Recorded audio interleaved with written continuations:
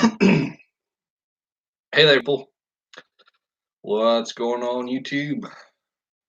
See if anybody shows up, whether this turns into anything or not.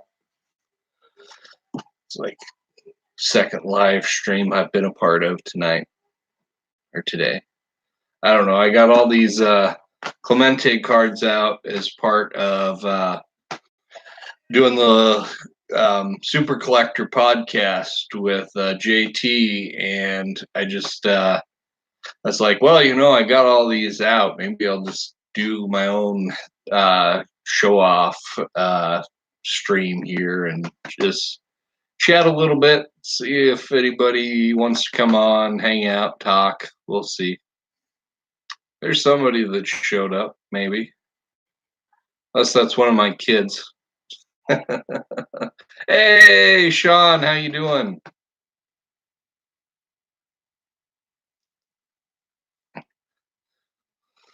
I figured, I see one or two people show up. It's like, yeah, that'll be my kids. They see the notification that I'm live and they get on to speak on it. They're out watching Toy Story in the other room. Hey, Jonathan, how are you? Good to see you, man. Sam! Vertical and ventilating. Well, that's a plus. Years ago, I used to work, like when I was a kid, it was in the gas station, working as a clerk, like 18, 19. And, small town. And the guy that was business owner ended up becoming mayor of the town. He came in every day for his coffee into the gas station. And, I'd always ask him every day. It's like, hey, how you doing? And his answer to me every time was, right side of the grass and out of jail. So 2 for 2. And that's like, he had a low bar that he was setting there. Hey, it's good to see you. We get some more guys in here. Sam, we got Panthers Collector 21. Yay. And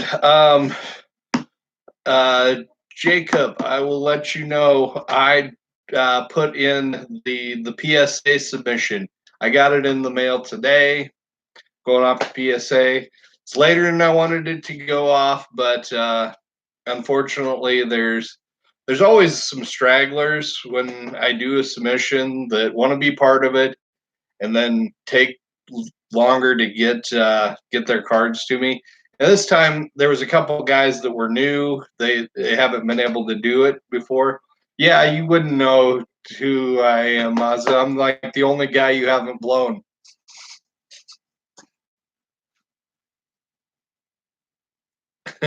So anyway, there's a couple guys that were new that wanted to be a part of it, so I let them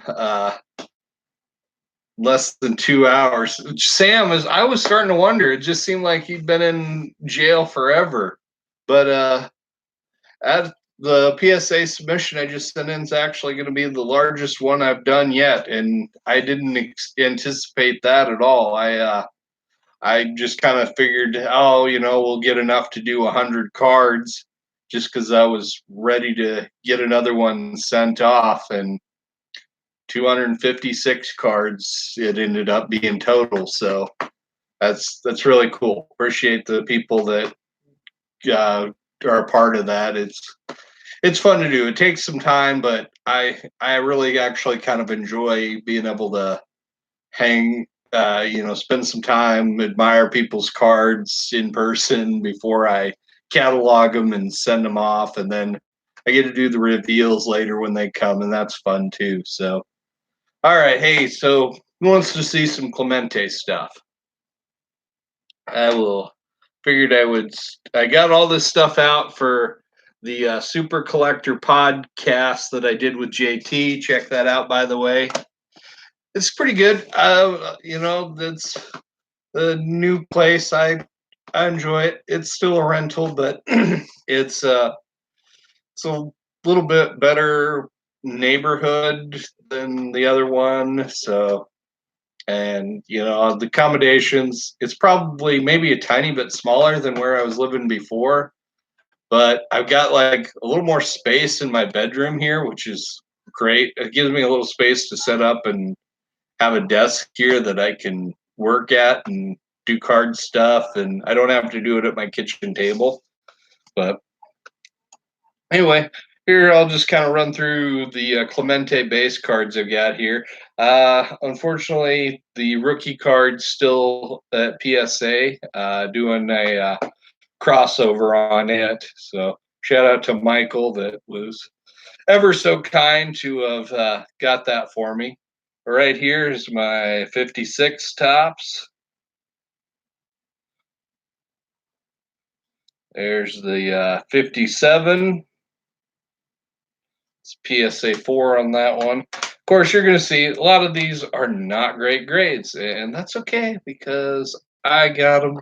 That's all I care about. So this 59. This one's got a variation where the team name is in a different color that I don't have yet. The 56 has a variation too, but I don't have that one either. 59 tops. It's only a PSA 1 because the surface is pretty roughed up, but and Minosa is a great choice of a guy to PC, Jonathan. He's a guy that I really like as far as non Hall of Famers go from that era. 1960. This one's pretty rough too. I got this one off of a Facebook purchase. I had been trying to buy one on eBay and kept striking out, and then all of a sudden, I just finished an auction trying to buy one and struck out on it, got sniped at the end and turned around and like opened up Facebook, and like one of the first post I see almost is that somebody listing the same card. So it's like, hey, sold, sell it to me. And he'd only had the post up for like 3-4 minutes. So it's like, well, that was fast. There's a 61. It's only a 2. The 62, that one's in a 5.5, one of the better grades I got. 56 is an excellent card. This one here, shout out to all you card family sons of bitches that were kind enough to contribute to this, because this is a very tough card. This is of his base cards is the most expensive, beyond other than his rookie card, just because it's a shorter print and it's really tough. So thank you to all of you on that one. And here's the only non-tops card in the base run, the 1963 Fleer. Got that one on a PSA 6. So definitely one of the better grades on that one. 64, PSA 3.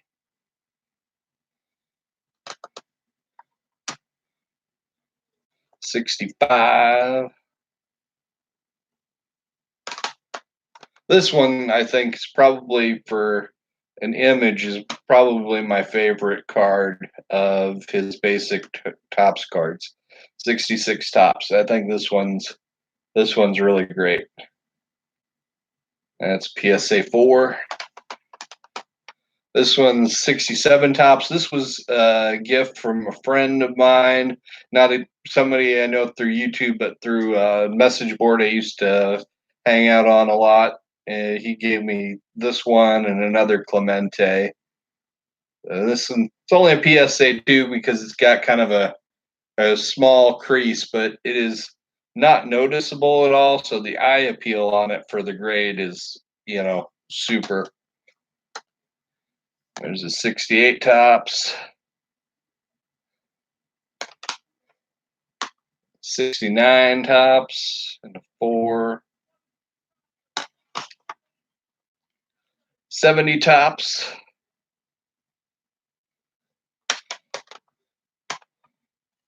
71 tops.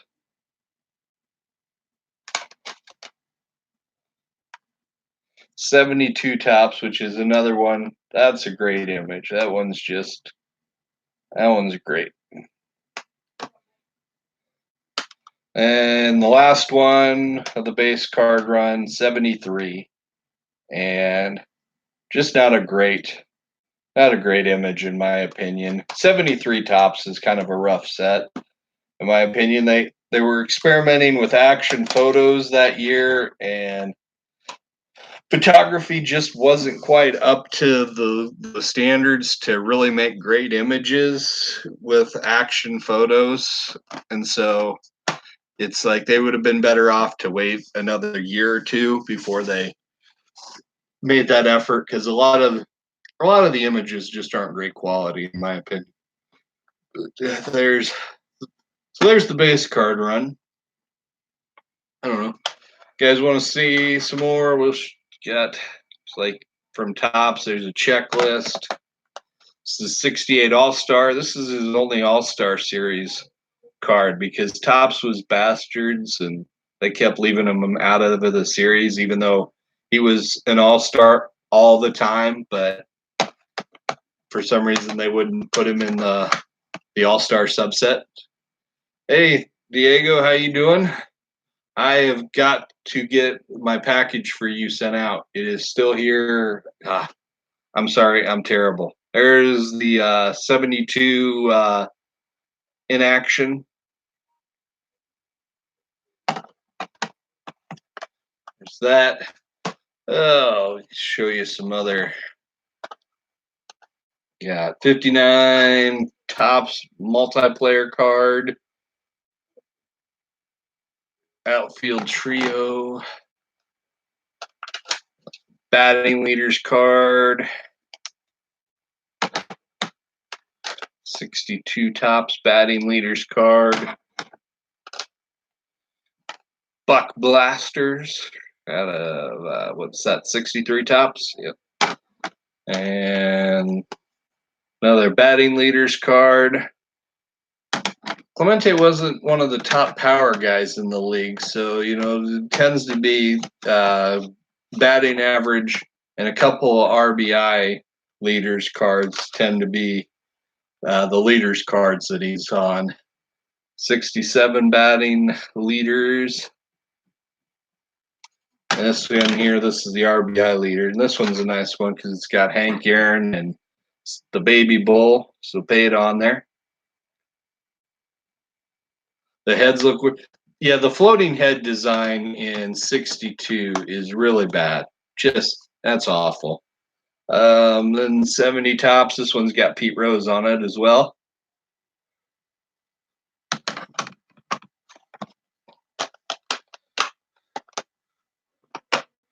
Go ahead with a couple inserts. There's 63 peel offs. Another really kind of really bad design. These 65, which these don't show up on the camera very well, but these 65 embossed ones, these are condition sensitive as hell, and the design's kind of, I'd say, yeah, it's pretty ugly. Not great.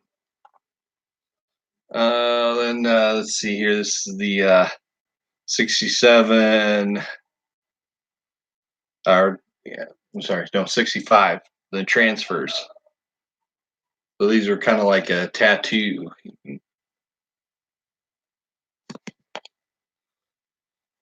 I've also got a 66 rub offs, which is kind of a similar design that's at PSA right now. There's 68 tops game. This one's not too badly centered on the front. Back centering is terrible because trying to get any of those cards that are centered on both sides is dang near impossible. One side or the other is absolutely terrible. This is 69 O-Pee-Chee decal edge, and then I've also got the Tops decal edge. And then 69 Tops decals. Good stuff there. Start getting into some of the regional stuff here. So here's 61 post serial. You can get this one that was from like a perforated sheet cards that came, as a mail-in redemption, or the hand cut ones that were cut from the cereal boxes. This is actually one of the sheet cards. This one's a hand cut one from '62. Here's one from a Jello box in 1963. This one is like a game piece. It was a gas station giveaway contest. It would have been kind of similar to like the Monopoly game, McDonald's Monopoly game, but less players, where you're trying to match up two players and they would be worth a prize, depending on who they were. And like the first prize, the grand prize was like three cards 1, 2, and 3, and it was worth $2,500. And unfortunately, it's like the cards that were the short print, the prize for the prizes, you can't get any of those because they all got redeemed for the most part, and they're just not out there. But the ones that weren't the short prints you can find. So luckily, the Clemente is one you can get. It's photo stamps, 1969. It's another hand cut issue. That one I bought raw as well. This game piece one was one I bought raw. These next two I bought raw as well. The Milton Bradley, 1969. That one's got writing on the back. Otherwise, it'd have been better grade. This 1970 Milton Bradley. That one got a 9, so really nice grade there. 71 Dell Team Stamps. And Bazooka. I wish I had more of the Bazooka cards, but they are tough to find. Bazooka 1971 and 72 Daily Juice, the Roberto Clemente fan club.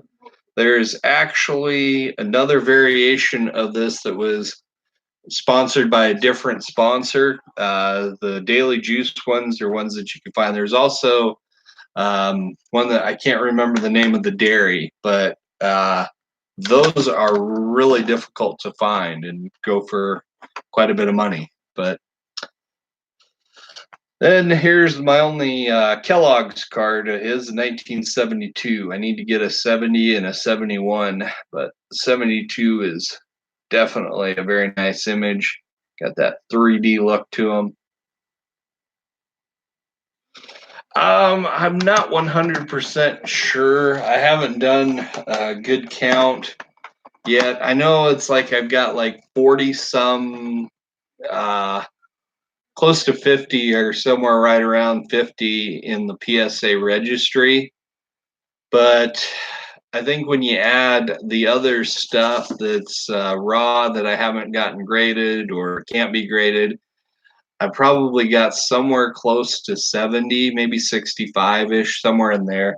I need to do another count, but it's like when I got, stuff at PSA and around and some of this raw stuff, just getting stuff counted, I just don't do a great job on that. So show some of the more oddball stuff here. Then we're getting into the unusual size stuff. So these were like the exhibits cards. And I've got a 47 to 66 one, which is, I didn't get it pulled out on, I guess. I realized after I had all of them out that, I left one sitting. So, hey, how's it going, Caesar? I got that one, and then there's a 64 Topps Giants. Very popular set. And these were kind of team issues and regional stuff that was put out here. These East Hills Shopping Center, 1966. And this is 1967 team issued card. There's a 68. This could actually be a 68 for all I know. I don't know how PSA can tell the difference between a 67 and a 68 because the design is exactly the same. So I think they pretty much just take your word for it. If you send in one of them and say it's a 67, they slab it as 67. If you say it's a 68, they slab it as a 68 because it's the exact same identical card both years. And so that's just what they do, it seems like, on that. If there's some trick for telling the difference, I don't know what it is.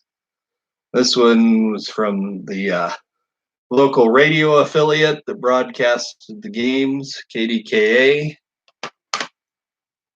This Dexter Press, this was a redemption from Coca-Cola.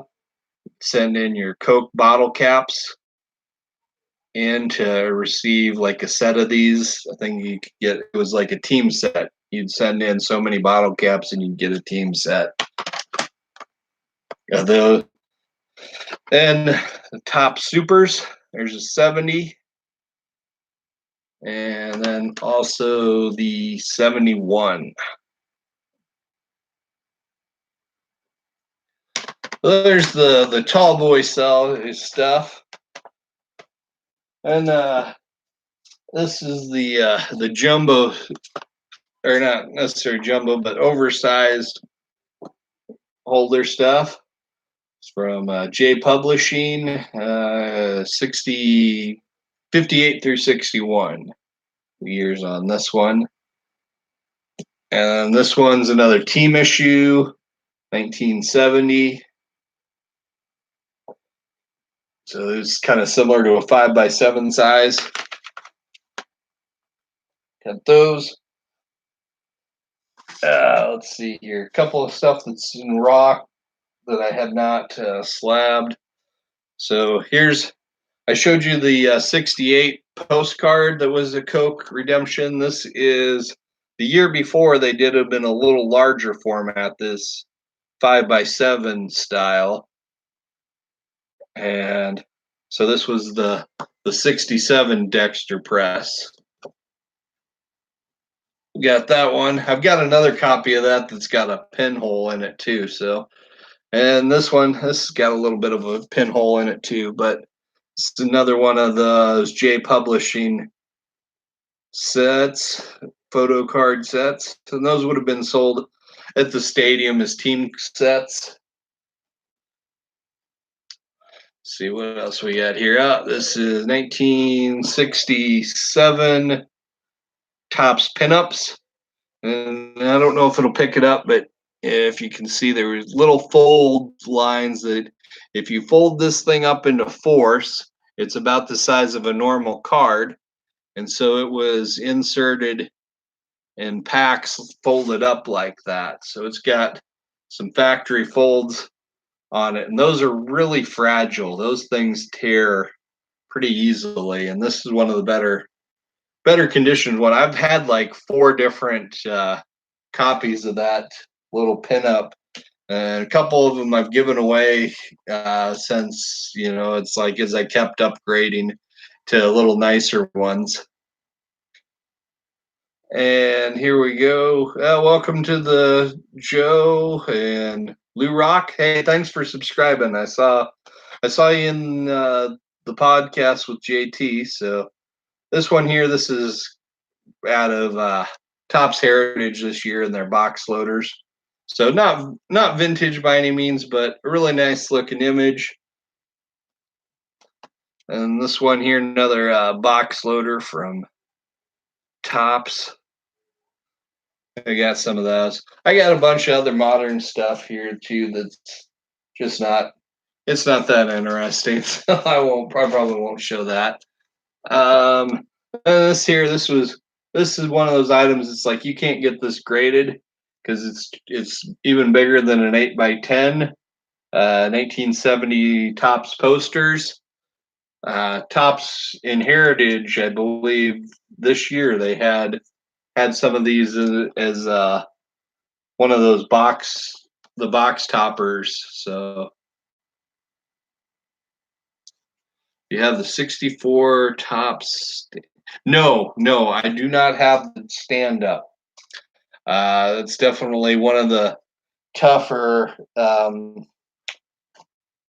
tops inserts, and I don't have that one. Something something to be looking for eventually. And this one here, this isn't a card at all, but this is a authentic wire photo. Obviously, from the 1972 season, just towards the end, because the caption talks about him approaching 3,000 hits, and he was having some injury issues with his wrist, and there was a question that maybe he might not get to 3,000 hits before the end of the year, and it might have to wait till next year. Of course, as it turned out, he did get his 3,000th hit in his final at bat on the last day of the regular season, and that was the last at bat he ever had because that off season he was killed in a plane crash delivering supplies to earthquake victims in Nicaragua, I believe.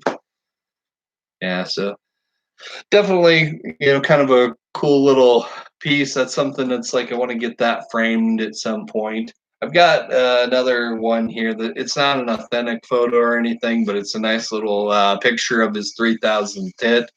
It's like something I want to get framed as well. Now that I got some wall space, I can hang up some stuff here. So it's like I'm asking the wife for Christmas. It's like, hey, can I get some of this something framed here? I don't really want anything bought for me. Just let me pay for some custom framing is what I want more than everything. So that's kind of the Clemente collection there. So run through that. I'll leave this up for people that want to go look through that. Anything people want to talk about or anything, we have some hobby chat time.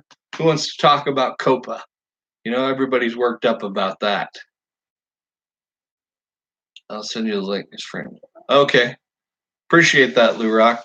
I and I'll just be honest. I think some people are just going outright chicken little on this. Copas with the C. It's child online partner or protection and privacy act, I believe. Just basically deals with the way a lot of channels deal with kids because I mean it's not a big secret here that there's a ton of channels on YouTube that have content and viewership that's like almost exclusively kids, like my youngest son's age and maybe my middle child's age, in that preteen to like 6 years old or maybe even younger demographic, and their channel stuff is all geared towards those kids. And there's a ton of stuff where they're like pushing product stuff in front of them all the time, and they like really market the heck out of them. And it's and then some of the content is a little bit sketchy for kids that age, which is their viewership. But parents can't monitor everything their kid watches all the time sometimes. And so it's like, hey, your kid's watching a YouTube video and you kind of catch something in your ears, you hear an F bomb or something, and you're like, what are you watching? And it's like you have to, hey, you shouldn't be watching, gamers that swear blue streaks like that and things. So it's like I think those are the types of channels that are going to get hit because their viewership is like that. And their viewership is kids, and I think that's where they're going to go, and not just, oh, you showed a baseball card on your video and baseball cards are for kids. You're doing a channel that's for kids. I think they're going to look more. It's like, hey, if 90% of the channels that are watching or your audience is kids and young people, that's going to be much more, I think, of what gets flagged than just, oh, hey, I saw a comic book in your video, so your video must be for kids. It's like that, I think, is just some serious, just chicken little. Oh my God, we're all going to get $42,000 fines, and it's just it's it's nonsense. I don't want to be, too nasty to some people, but it's like they just need to chill a little bit. It's like let things actually see how things are going to be enforced before we just decide that, oh man, it's going to ruin the community and everything's done for. God, those are my thoughts. That's my hot take opinion, whatever. Anybody disagrees with it, go ahead. I don't care. But anyway, there's my rant on that. What other hot topics is like, who wants to hear rants on whatever? I don't care. Shoot me something.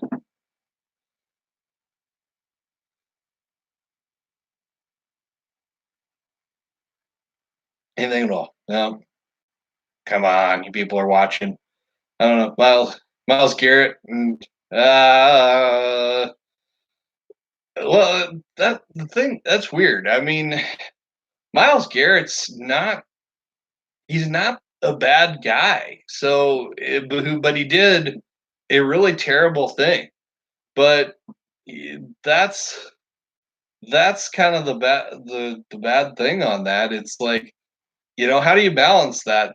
Somebody that 90% of his life, I would say he's an upright, outstanding guy, but he did just a terrible thing for in one moment there, and it's like it wrecks everything for him.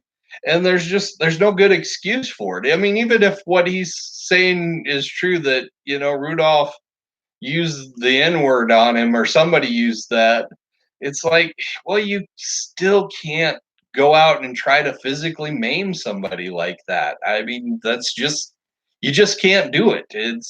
If you do, you're going to go to jail. So, I mean, really, he's kind of lucky that if he just loses a lot of money, that's probably what's gonna happen. So, oh yeah, yeah, but it's like you're a defensive player. You hit a guy. It's like you're gonna get fines. I've never seen anything where I was like, oh, that's out of out of line and beyond the limit with him. I mean, okay, yeah, you got a fine once, but it's like people get personal fouls all the time. I don't think that's necessarily something. It's like, oh well, he's not, perfect out there, just going. But okay, Bink, how are you doing? And I will. Uh, Diego, you asked about Double D card talk, and I do want to answer that. I don't know for sure, and it's 100% my fault that we haven't gotten one out. So my apologies there. Dustin Abraham had talked to me, and we should have done like two by now. We were gonna do one on card grading, and I dropped the ball on getting some of our guests lined up. I got busy and I didn't get it taken care of. So that's on me. And then we talked and planned. We liked doing the one where we did the All-Star game, kind of talked about All-Star related cards. We were going to do a similar one for the World Series when that came around. But we planned on the other one first. And then because I dropped the ball, we never got started on the World Series one, and then it was like here. And so now I'm like, I don't know. We've got to sit down and we got to do one. if you guys got topics that you think you'd like to hear us address in that, appreciate any ideas, any feedback. If you want to be a guest and pontificate on our channels about something, give yourself some extra exposure, reach out, let me know. Reach out to Dustin too. Uh, Maybe if we're on that topic, maybe we can work something out. That would be good. But yeah, I do want to get another one made with him. And he asked me the other day about it, and I am the horse's ass there. I am the one that dropped the ball. 100% of the blame comes to me. Do not blame him for that. That is all my fault.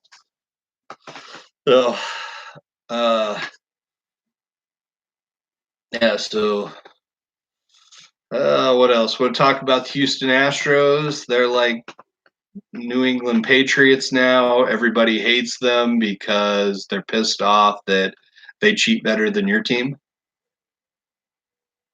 Because let's all pretend that our teams don't cheat and don't bend the rules and try to get away with stuff. The Astros just went further than everybody else, but I'm not gonna. And same with the Patriots. It's like, yeah, they just they were just more systematic about it. It's like everybody else is just trying to do it kind of half-assed and see what they can do. It's like they went all in for it, and it's like, hey, at least they were committed to it. But I'm not gonna bash on that one, because if you think your team's pure in this, you're full of it. It's like stealing signs is like 200 years old in the history of baseball. So it's and somehow, oh well, because it came from a camera in center field, that's somehow different than the guy standing on second base is relaying a sign. It's like I, I don't see a big distinction from that. So he ain't cheating, he ain't trying. Yep, pretty much. It's especially in professional sports. It's the way it is, and that's why I am on steroid use too, for the most part. It's like, and I am for the moment. My main thing with steroids is all the players that weren't taken, they all knew who when their team was taken, and none of them had a problem with it because he was helping them win games. And it's like, I'm sorry, if you're willing to accept your teammates cheating, because hey, you might get a ring out of the deal. Yeah, I'm looking at you, Derek Jeter. That team that he won rings with, there was a lot of guys there that are suspected steroid users, and you can't tell me he didn't know about any of them at all. So it's I don't look at him as somehow pure just because, oh, we don't think he used. Well, he's he's benefiting from it throughout his career. He was certainly willing to accept Jeremy Giambi as a teammate, and Alex Rodriguez. I mean, he didn't like him personally, but he certainly never called him out. Now, yeah, it's like I can count on one hand the number of guys that had anything to say when it was going on. And that goes for the media reporters too. All these beat writers for teams, they didn't want to blow the whistle on their own team. The only guys that got nailed for it were when investigative journalists for big national newspapers started uh, going out there, as and then it comes up. So it's like if you wanted to keep your mouth shut during, then you can keep your mouth shut now, because I don't give a damn. I don't want to hear any of them, moralize or pontificate about it. And this whole thing, oh, being a rat or whatever, it's like that's just that's like mob values there. You're just like mafia values because it's like, you know what? If I go to my job and somebody there's breaking the law, I'm supposed to report it, and I'm supposed to, if somebody's stealing from customers, uh, and like stealing their credit cards, what? I'm just supposed to like let that go? That, hey, yeah, well, you're a snitch. Well, yeah, well, he's a thief. So what? Don't give me this crap that we gotta have this kind of mob mentality of snitches get stitches in professional sports. It's crap. I'm not. So it's like I don't I treat them as if they're all guilty. Everybody's guilty, and so for the most part, I don't care about the steroid use because it's like I judge it as they're all guilty for that era, so I'm just gonna appreciate who was the best in that era and guilt. And as far as I'm concerned, every one of them's guilty. So I don't give bonus points to anybody because well maybe he was innocent, maybe he wasn't. We're innocent until proven guilty. You're in a court of law. You're innocent until proven guilty in a court of law. In my public opinion, yeah, it's like I, I'm free to keep my opinion on that. Anyway. I ain't sending anybody to jail by by my opinion. By it's like, hey, that I think guys should have spoken up if they wanted to have any credibility. I'm not sending anybody to jail, and everybody's. Steve and I've gone around and around on this opinion too. That and he's like, "Oh, I'll just disagree." And you're not the only one that disagrees with me, but it's still going to be my opinion. It's like if it, it's like, hey, I don't have to like you, and but trying to keep up with comments here. Hey, well, check out like the first 27 minutes of the live stream when it comes back, and you'll catch them all. And that is 90% of the stuff. Love you too, Steve, man. Yeah, definitely. We can be friends even though we will vehemently disagree about this issue.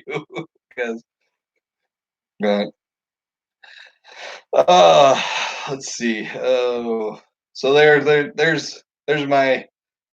hot take on steroid abuse, Astros, all the. What can I say? Here's another unpopular opinion that I have. We overvalue rookie cards. We really overvalue those. It's like we we put a ton of value on the rookie card over everything else, and it's not always, to me it's rarity a lot of times gets a short shift, that we don't care nearly as much about things that are rare and significant or sometimes aesthetically beautiful. We just kind of we want that rookie card, and is that's all the hobby sometimes cares about. And it annoys the crap out of me that baseball collectors that we can't come to a consensus on what a rookie card is. It's like football, basketball, they're able to do it. Baseball, but we've got this nebulous stuff where it's like we've got nobody can agree on it. So we've got guys that will have 6 cards issued before their actual real rookie cards are. And then we've got, oh, well, this is like an insert, so it doesn't count. Oh, it's a it was a regional issue. It's a subset. Oh, it's an insert. Those aren't really actual rookie cards because it's only this one. But then But then what about the variations, the short print variations? It's like, are they not a real rookie too? But somehow those seem to count. But I don't know. It's and here's the to me, it's like a rookie card. If you're calling something a rookie card, it should be from either their rookie season or sometimes in some cases that following season. Somebody's a late call up, they don't have cards from that one year, then that next year. It's like anything else that you're calling a rookie card, call it something else. It's not a rookie card. And vintage is the worst about that because we'll have things that people want to call a rookie card from like guys that started their career in the 30s. They're wanting to call the 1948 Bowman card his rookie card because, oh, well, that's his first major release card. Well, it's his 12th freaking major league season. It's not a rookie card. Good Lord, his career was half over, and you're calling this a rookie card. Call it something else, a first issue or something, but it's not a rookie. Uh, in the same way I feel about cards that are, made like 3 and 4 years before a guy even makes his major league debut. It's like we call it a rookie card in some cases, and it's like, and now not so much because we've got that logo that was supposed to fix everything, but hasn't quite done it yet. But the 90s, 80s, and 90s were terrible with it's like, hey, guy gets drafted, let's make a card of him. And then 3 years later, when he actually makes the big leagues and what should really be considered his rookie card isn't his rookie card because we want to call, some card that looks like him being in like a freaking JC Penney catalog shoot, and street clothes is a rookie card. It's just dumb stuff like that. It's why I'm just like I. It's like yeah, I buy rookie cards just like everybody else. It's like but I just won't worship that at that altar like some people do. It's just not it's just not the end all be all to me, uh, and unfortunately it just kind of I grind my teeth sometimes because it's like, oh well, the rookie cards matter, but then it's like all the other years that these great players play for 20 years, and it's like, well, all those other cards just don't quite get anywhere near as much as this one card that we picked as the rookie, and it's it's the end all be all, and I just it's just not for me because it's like I just like there's so many other things sometimes that are that can be really cool. Like this one example that I've harped on it before and I talked about it a lot is Hank Aaron's 1954 Topps rookie card. A lot of For a long time, people called that like the most undervalued card in the hobby, and it's really starting to take off now in the past I'd say 2 years that it's really expanded and gotten more valuable. People are really kind of are getting into that, but it's only that 1954 top, and he has some cards that were issued from that same time period. He has a regional card that was Johnston Cookies that you would have only gotten it if you lived in that region of Georgia there in the South, in that Braves market where they were using it as an advertising piece inside the packages. But that card, it is like 10 times more rare than his Topps card, but it sells for half as much. And the reason for that is basically just Topps Bowman nostalgia, where we invest so much more into these were the big national brands that were distributed, and we kind of just like some of this other stuff, and I can't even necessarily attribute it to just like the nostalgia of the cards you had as a kid when we're talking about 1954, because I'm in my 40s now.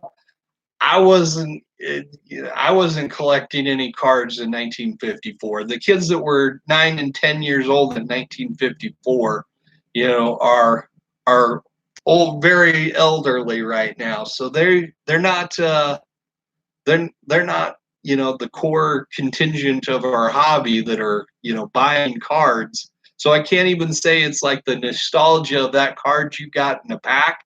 It's just the nostalgia of the brand and the importance that we put on like the big national brands of Bowman and Topps, especially from the vintage realm. A little bit with Fleer, but everything else we kind of really cast aside. And from a rarity standpoint, most of that stuff does not uh, get treated with the same respect. And part of it is the iconic. It's like you see it much more often. It's like I could tell you the number of times that I see like the 54 Topps card, shared an image of that compared to the Johnston Cookies cards. Well, it's probably 100 to 1 on the ratio of how often I see an image shared. So I think that is definitely uh, an aspect of it where it's like we let the images of what we see frequently kind of alter our thinking, and we tend to I think we tend to chase the things that were shown repeatedly, and maybe some things that were are a little bit more under the radar that you might have had to learn about uh, uh, on your own. It's that those things get lost, and since they're not as valuable, they're not as shown as often. So there's a little bit of a never-ending cycle there, away from all this knowledge being lost. Oh God, I really hope that's not the case, but and I, hopefully a lot of this can live on. I mean, gosh, I've put out, there's things on YouTube. There's a lot of smart knowledge that's been recorded out there. Unfortunately, people aren't always good about finding out what's out there, and sometimes it's harder to find it because it's about stuff that not a lot of people care about sometimes, and it because there is that where I collect a lot of pre-war stuff from the 30s. I can tell you there's a lot of sets that you buy a card from and you just want to find out, well, how is this card, where did this card come from, who made it, who distributed it, where did it come from? And there's just nothing to be had there. There's no real knowledge about it. And sometimes it's like it's a really common card. It's not difficult to find, but nobody seems to really know a whole lot about where they came from. And if Jefferson Burdick didn't write it down in his book back in the 60s, there's just like nobody that seems to know about it that's recorded it. And so it's like, man, that's a bummer that so I'm sure in some way that's likely to occur to some respect with things that we collect now. Some of these like 90s inserts, the things that are the because it's a small community of us that have kind of recorded and kept this things, and if there isn't new life to that, I guess that stuff could be lost. There's a lot of wisdom there about some of the stuff, and people may may lose that if they don't, you know, take the things don't get preserved. Not enough people care enough about it. Drunk and hit on Susie Cole. What? Oh yeah. Sorry, you side conversation in the chat. Yes, Joe Namath. They want to kiss you.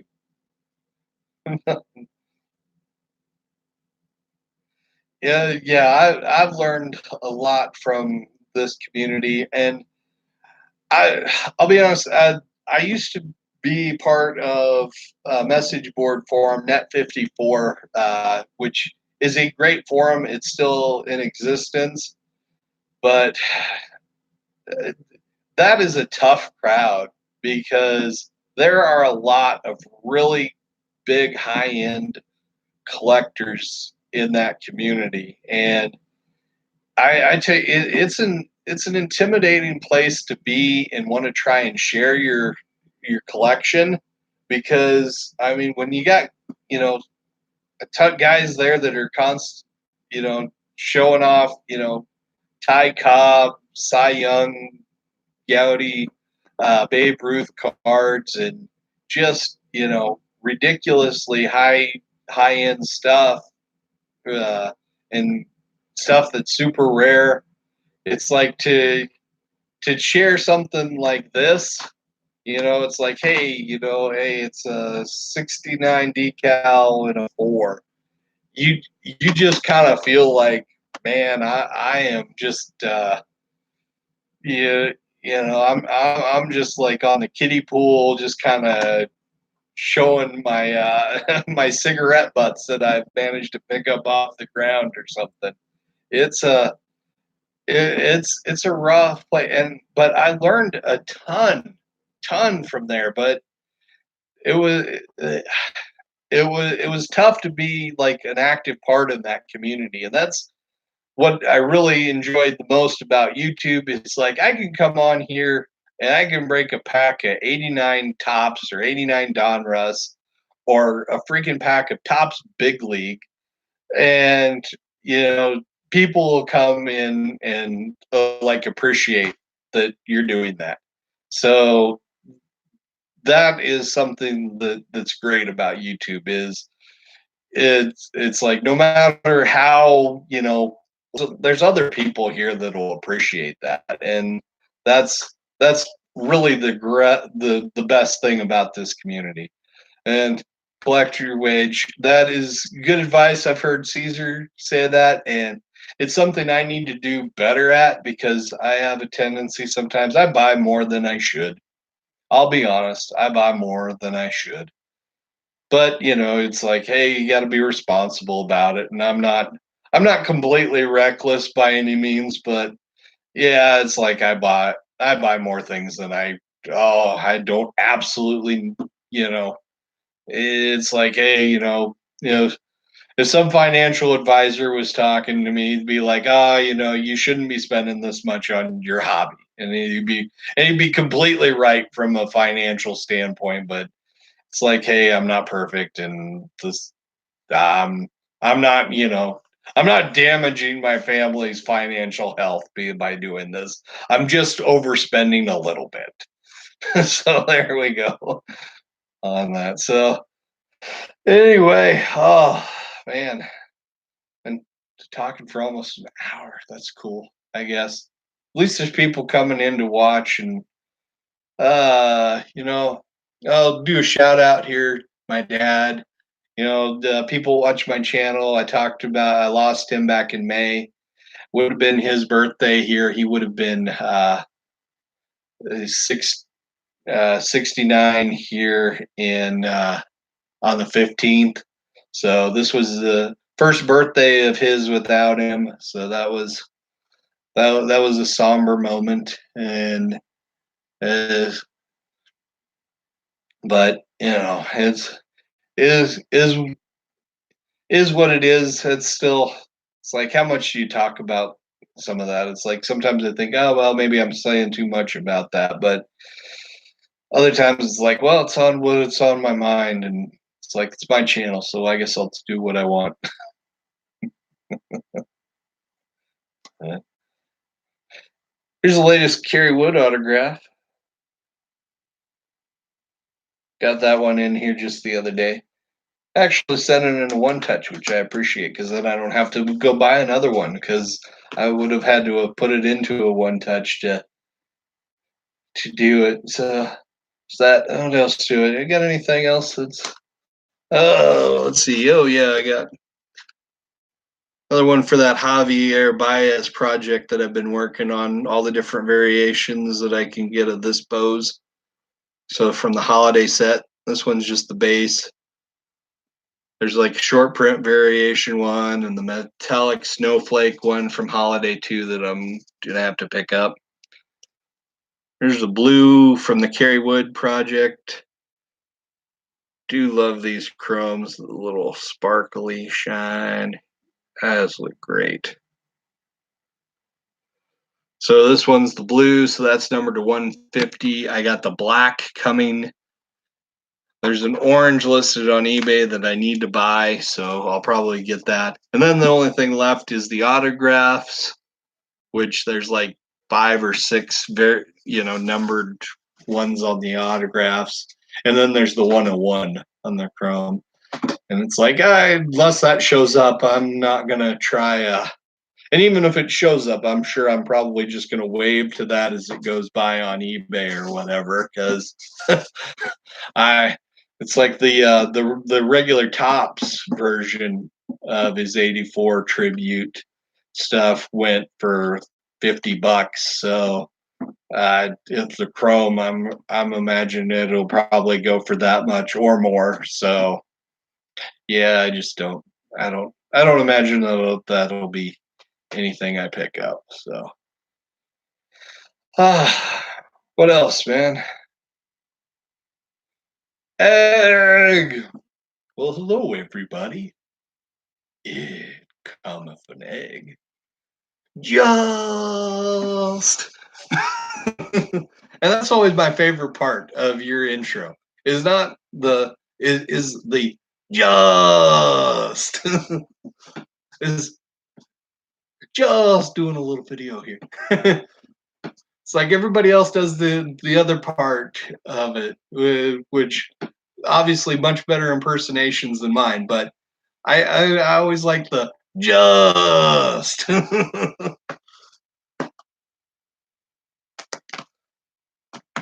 Egg, I got to get out to that Denver area in one of those shows.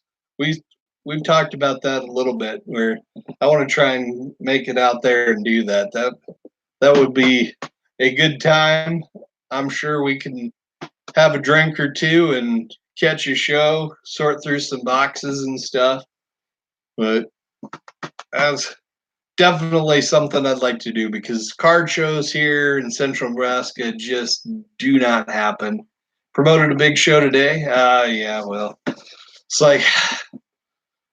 like when's the next one scheduled again? Isn't there one coming up in just after Christmas, maybe? Or around that time? Because it's got to be after Christmas. I can't do anything between now and Christmas for sure. But maybe after that, I can get out there for a weekend. Because that's the thing here is it's like about 8 hours or so for me to drive to Denver, something close to that. So this see, I thought it was on the email list, but I haven't been seeing any emails from him. So 3 more between now and Christmas. Okay, well, damn. I'm see, and right now I just can't do it. It's like there's just can't do it. Family stuff.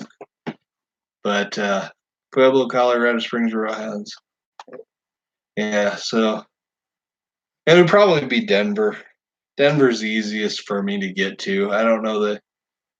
Yeah, maybe Colorado Springs. I don't know. It'd be have to see.